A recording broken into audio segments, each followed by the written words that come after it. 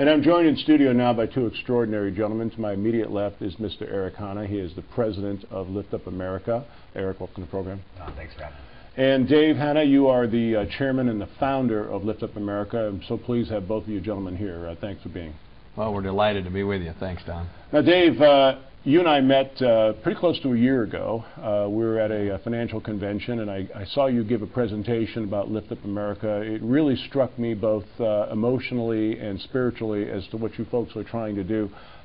You're the founder of this wonderful organization. Can you kind of bring us back and tell us how this all came about? Well, it actually started with a group of pro sports owners that we brought together and talked about what could we do to make a difference in our country. Everybody suggested that we do something, but nobody had a game plan. Well, a week later, I happened to meet John Tyson, then the chairman and the president of Tyson Food, and he shared how he gave a lot of food away to help the less fortunate. So a couple days later, I called Clark Hunt, who owns the Kansas City Chiefs, and I said, hey, if I could get you a semi-truckload of food, would you bring the players out, and we'll bring the agencies? And it made sense to me. You know, Tyson gets some good PR, the pro team gets good PR, and 3,500 people get a week's worth of high-quality protein. And then I called Wayne Huizinga, the Dolphins, the next day, and they both said, no-brainer, let's do it. And that's grown now into events where every year we do 10 to 20 pro teams and college teams. So we've given away nearly 20 million servings of protein with Tyson Food, with about 3,500 agencies each time we do this. You know, I talked at the beginning of the program about how so many people are unaware of an entire culture that exists in our country, this, the greatest country on the planet, that there's a life being led by many, many people that we are completely unaware of. You had a completely different opinion about that many years ago, didn't you? Well, I did. I think that I used to think that poor people in America were poor because they were lazy. And I think a lot of people that I work with, business leaders, come to that conclusion. I think the reason is because everybody says, hey, anybody can get a job in America if they're willing to go and work. Well, what I didn't understand was I didn't understand where they came from. You know, I grew up in a middle-class home. I had two parents. They taught me a lot of things. They made sure I did the right things. My dad helped me get a college scholarship. So I got a lot of help. I didn't think about those, but I got this help just because I had parents and caring people around me. And I found that a lot of these kids don't have that. And that's the piece that we're really now focusing on Lift Up America, is how do we help teach life skills to these kids? How do we make sure they do it? And then how do we honor and encourage them when we do it? We think this is probably at the heart of what can change our country. Now, Eric, I know that's a large part of your work within the organization as the president of the organization.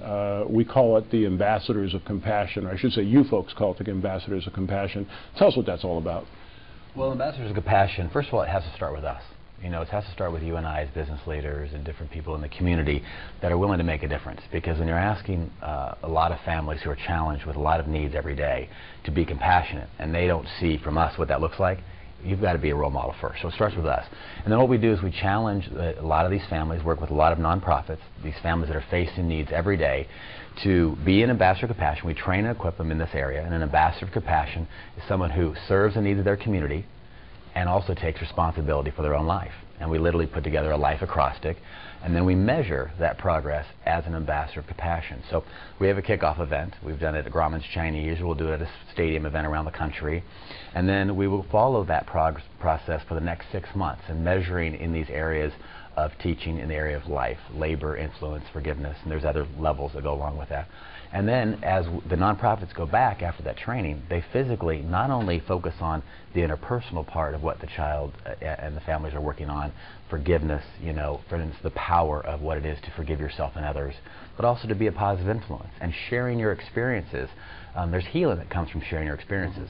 Then the nonprofits work with those kids to physically do something to lift up their cities. We've had nonprofits literally that have cleaned up parks, that have taken graffiti off the walls. We've had a nonprofit that found a abandoned Goodwill between a brothel and 2 liquor stores and got permission to build it into a community center. And I think the most powerful thing in all of this is the stories of a lot of these kids saying, I've never helped anybody.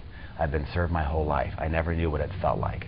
And it's very powerful and moving to hear these stories, these families who have obstacles, a lot of obstacles that maybe you and I don't face, that are rising up to give back to this nation. And then we honor them at a big event. We just did a UCLA event where our first class of ambassadors got diplomas for level 1, cheered for by about 1,000 people, and hearing the stories of what these families had done. And it not only moves your heart, our country's in a place where everybody has to come back and give something. Everybody has to do something to make a difference. Well, gentlemen, I just have to congratulate you on this. Of course, we've become very inspired by what you've done and trying to involve ourselves as much as we can to assist. Thanks so much for joining us here, and congratulations on your work so far. Thanks, Don. Thanks for having us. Thanks, Don. You bet.